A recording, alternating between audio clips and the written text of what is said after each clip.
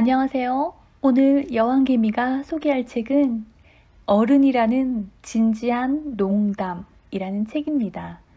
지은이는 알렉산더 폰 쉔부르크입니다.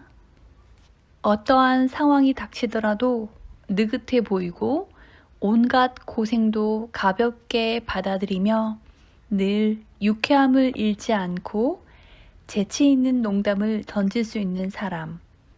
모든 자리에서 적절하게 갇혀있고 처신할 줄 알면서도 거만하지 않고 기꺼이 도움을 주면서 생색내지 않는 사람. 확고한 원칙을 가지고 제 의견을 똑부러지게 말하는 사람. 그러나 언제 침묵하고 언제 눈을 감아줘야 하는지도 아는 사람. 그리고 곤란한 일이 벌어지면 중재할 줄 알고 사람들을 잘 이끌며 얼굴에서부터 신뢰감을 줌으로써 불편한 내용조차 불편하지 않게 전달할 줄 아는 사람. 누구든지 이런 사람이 되고 싶어 할 것이다. 그리고 누구나 이런 사람과 함께 하고 싶어 한다. 그래서 이런 사람이 되고자 한다면 작가는 시대가 변해도 변하지 않는 품격, 27가지의 덕목을 제시합니다. 그 덕목은 현명함, 유머, 열린 마음, 자족, 격식, 겸손, 충실, 정조, 동정심, 인내, 정의, 스포츠맨십, 권위, 데코룸, 친절, 인자함, 솔직함, 관후함, 절제, 신중함, 쿨함, 부지런함, 극기, 용기, 관용, 자부심, 감사함. 이렇게 27가지입니다. 작가는 이 책의 원래 제목을 귀족 칭호 없이도 귀족이 되는 방법으로 정하려 했었다고 합니다. 알렉산더 폰 쉔부르크는 우리 나이로 53살이고 유럽의 유서 깊은 가문의 백작입니다. 아내의 증조모는 영국의 엘리자베스 여왕입니다. 한마디로 이 책은 귀족이 쓴 귀족에 관한 책입니다. 알렉산더 폰 쉔부르크 백작께서 여왕개미를 가족 파티에 유럽에 있는 성으로 초대합니다. 여왕개미는 당연히 가진 옷 중에서 고르고 골라 가장 우아한 대저택에 어울릴 만한 럭셔리한 옷을 입고 한껏 치장하고 갑니다. 그런데 막상 그곳에 가보니 백장님께서는 우아하지만 낡아 빠진 옷을 입고 성 내부는 퀴퀴한 냄새가 나고 가구도 적당히 낡아 있습니다. 하인들의 응대를 받는 대신 지저분한 고무장화에 걸려 넘어질 뻔합니다. 하지만 백장님은 나는 고귀하다. 이를 증명하고자 애쓸 필요가 없다는 식으로 소탈하게 행동하여 초대받은 사람들이 놀라게 됩니다. 아주 즐겁고 친절하게 귀족 생활에 대해 담소를 나누다가 성을 나오면서 여왕개미는 우아하게 훈계를 받은 느낌이 듭니다. 이것이 이 책을 읽고 난 후의 느낌입니다. 여왕개미가 낭독할 파트는 27개 덕목 중에서 충실이라는 덕목입니다. 사랑은 호르몬의 화학작용이 끝난 다음부터 시작된다. 아내는 왜 나를 사랑할까? 솔직히 나도 모르겠다. 그럴 수밖에 없기 때문에 나를 사랑하지 않을까? 엉뚱하게 들리는 이 대답은 쉐안 키에르 케고어로부터 가져온 것이다. 그러니 불만이 있다면 그에게 따지길 바란다. 그는 덴마크 코펜하겐 웨레브로의 아시스텐스에 묻혀 있다. 두 사람이 서로 영원히 사랑할 생각이 없다면 그들의 사랑은 언급할 가치가 없고 찬양받을 일은 더더욱 없다. 키에르케고어에 따르면 연인들의 영혼에 대한 서약에는 이미 그 사랑이 사라질 수 있다는 두려움이 도사리고 있다. 다만 해야 한다는 당위와 의무를 진지하게 여기는 사랑조차 불행과 눈물을 피해갈 수는 없지만 적어도 절망에 빠질 위험에서는 안전하다. 그 절망이야말로 사랑의 가장 해로운 독이라고 키에르케고어는 주장한다. 기사시대에 등장한 러브스토리 가운데 단연 눈길을 끄는 것은 고전적 의미의 연애담과는 거리가 먼 부정한 관계에 따른 파국을 다룬 트리스탄과 이졸데의 이야기다. 세계 문학사에서 이보다 더 의미심장한 불륜 이야기도 찾아보기 힘들 것이다. 왕실 가문을 배경으로 이야기가 펼쳐지는데 이 점은 언제나 매력적으로 다가온다.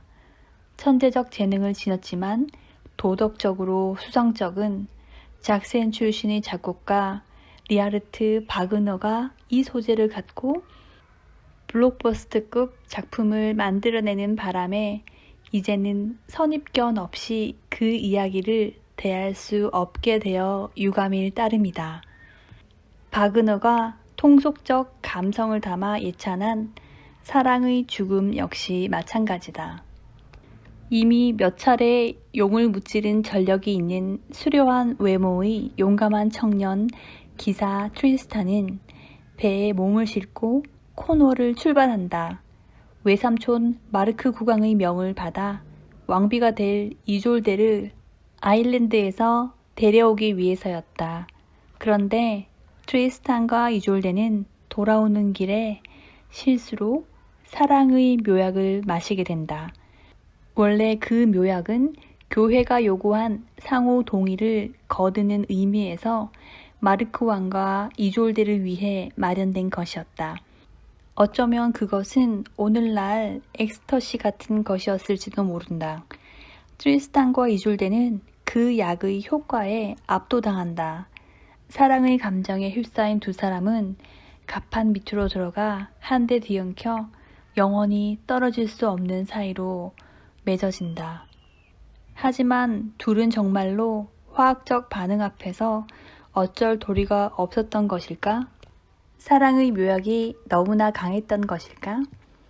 사랑의 묘약이란 모티브는 하나의 서사적 수단일 뿐이다. 묘약은 두 사람의 선택의 여지 없이 진짜 사랑에 빠질 수밖에 없었으며 절대 하룻밤 불장난과 같은 관계가 아니었음을 확인시켜주는 매개체다. 물론 우리끼리 하는 이야기지만 모든 일에는 선택의 여지가 있는 법이다. 두 사람은 사랑의 묘약에 관계없이 자신들이 벌인 일을 잘 알고 있었다. 코널로 돌아온 트리스탄은 이졸데를 국왕에게 인도하고 마르크 왕은 이졸데와 결혼식을 올린다.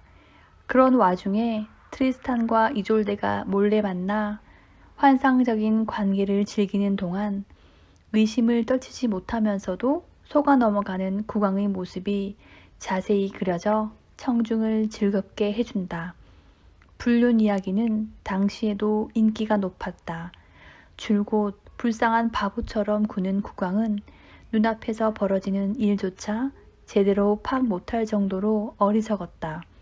가령 이졸데가 아픈 척하면 트리스탄이 민간요법에 능한 수도사로 변장한 채 그녀의 방에 들어가 동침하는 장면도 있다.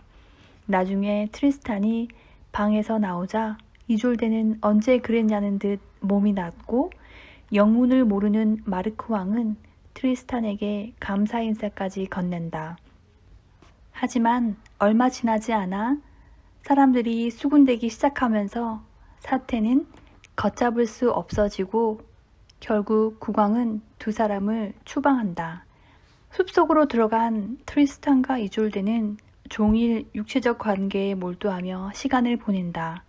좀 더 고상하게 표현하자면 두 사람은 밤낮을 가리지 않고 열정적으로 서로를 탐닉했다. 그 뒤로는 새들이 쥐저귀는 소리가 들린다. 두 사람은 죽이 잘 맞았다. 둘뿐이라면 이렇게 영원히 지낼 수도 있었을 것이다. 하지만 사랑의 묘약 없이도 아내를 사랑한 마르크 국왕이 결국 동굴로 찾아오고 이번에도 순진하게 속아 넘어가면서 두 사람이 궁으로 돌아오도록 허락한다.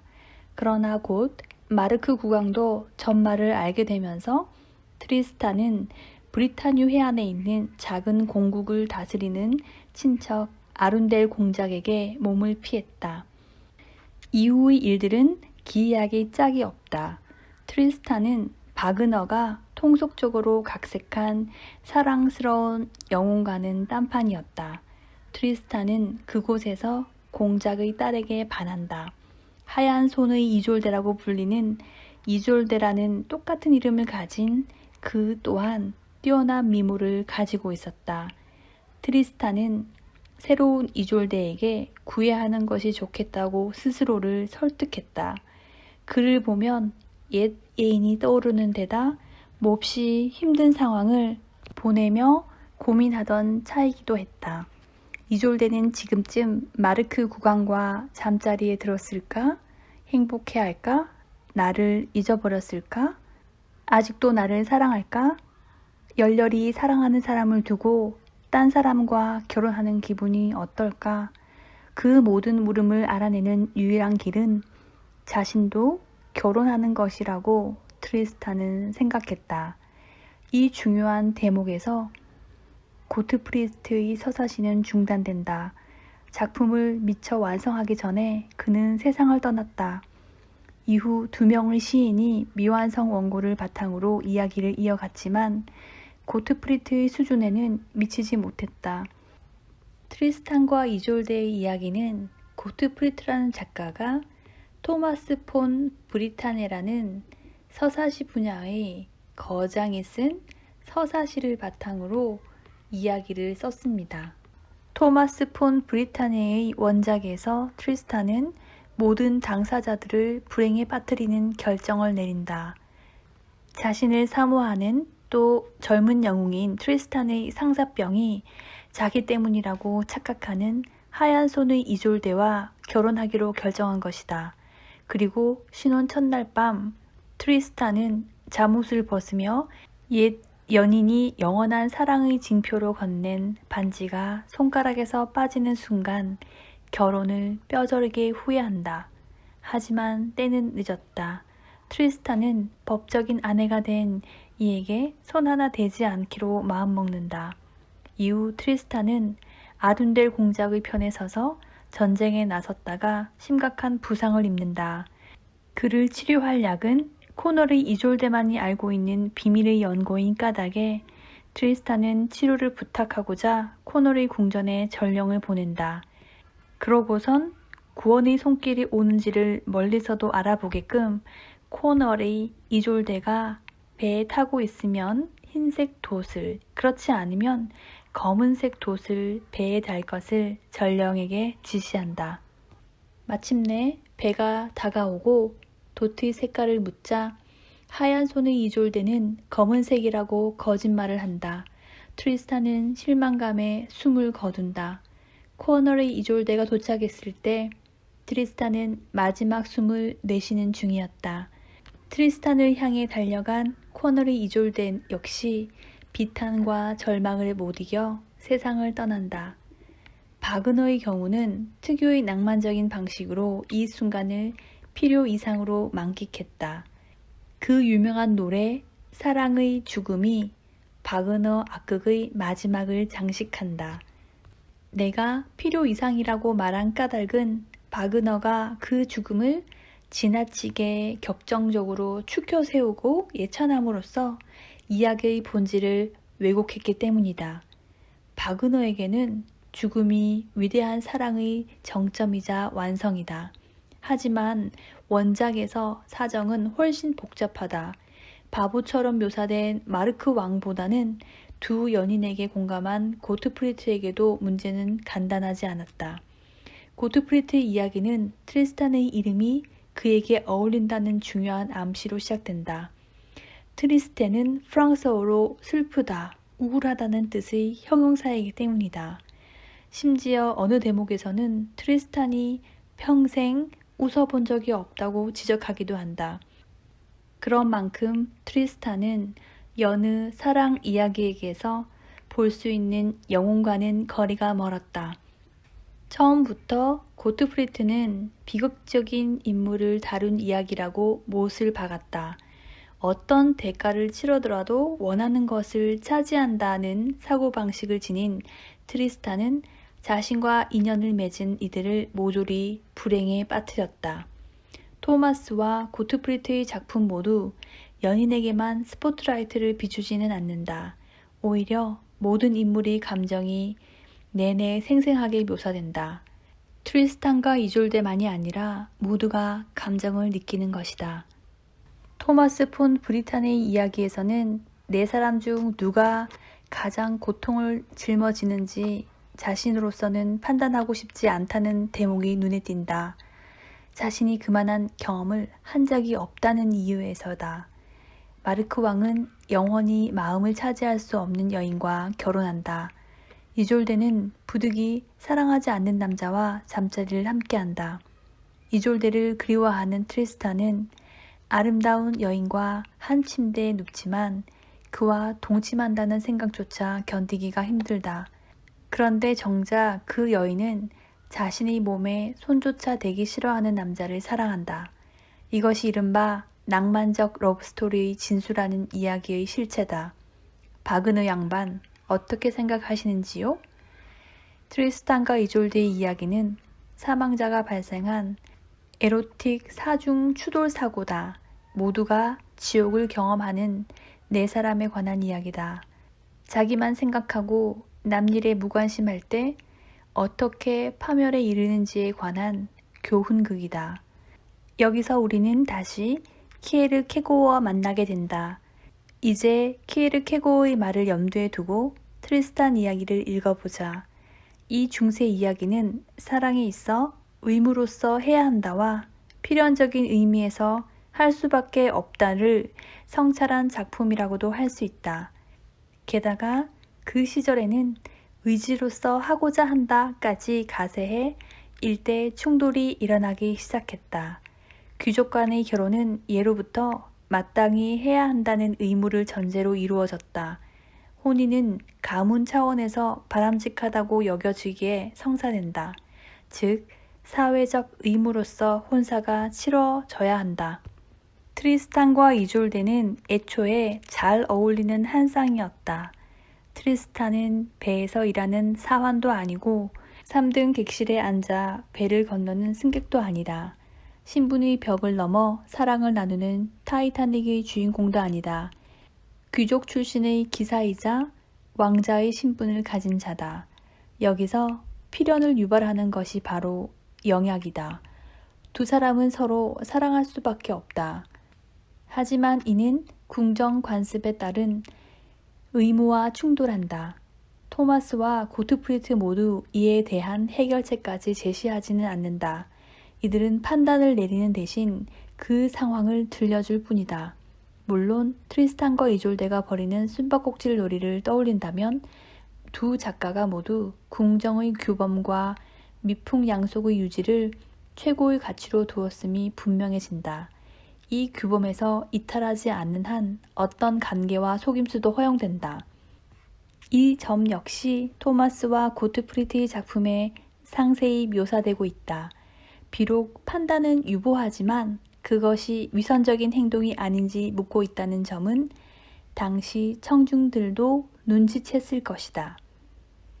우리는 두 연인에게 공감할 수 있을까? 물론이다. 그들은 궁정의 관습 때문에 큰 고통을 받았다.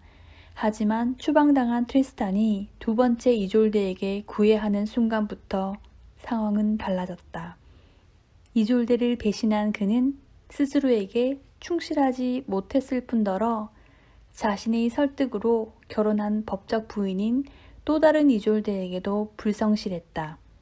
적어도 이 순간부터 이야기 속에는 패배자들만이 존재한다. 그때 트리스탄은 첫사랑의 기억을 떨치고 자신의 새로운 선택 앞에서 다정하고 사랑스러운 남편으로 나섰어야 하지 않을까? 우리가 살고 있는 문화권에서는 당위, 필연, 의지가 한데 겹쳐서 나타나는 것이 일반적이다. 인생이라는 여정을 함께 하기로 했다면 함께 사랑의 의무를 져야 한다. 사랑의 묘약이 효력을 잃은 뒤에도 마찬가지다. 당위와 필연을 못 견뎌하는 현대인은 여기서 해방된 것이 자신의 행복에 보탬이 되는 길이라고 믿는다. 그러나 그것이 자신의 품위를 깎아내린다는 사실은 알지 못한다. 물론 우리는 주어진 능력을 감안해 자신이 얼마나 오래 또 끈질기게 사랑을 위해 싸울 마음이 있는지 알아야 한다. 하지만 그런 싸움의 필요성 자체를 의심하는 것은 문명사적 불운이 아닐 수 없다. 너의 꿈을 쫓으며 살아라. 너 자신을 실현하라. 중요한 것은 너의 욕구다. 남들이 그 과정에서 상처를 받는다면 상관없다. 우리 시대의 좌우명이다. 물론 이런 생각은 자유지만 대부분의 경우 트리스탄과 이졸드의 경우처럼 관련된 모든 사람에게 불행한 결말을 안겨다 줄 가능성이 높다. 관계의 실패, 간통 같은 현상은 늘 있어 왔고 앞으로도 사라지지 않을 것이다. 하지만 그런 현상을 안타까워하지 않고 정상으로 받아들이게 되었다면 대체 그동안 우리한테 어떤 일이 일어났던 것일까? 충실의 미덕은 오늘날 고지식하다는 평판을 얻고 있다. 우리 시대에 만연한 아무 것이나 좋다 식의 사고방식에 전염되지 않은 부부나 연인들에게 시선을 돌려보는 것은 어떨까? 우리 주변에선 행복한 삶을 사는 부부들도 얼마든지 찾아볼 수 있다.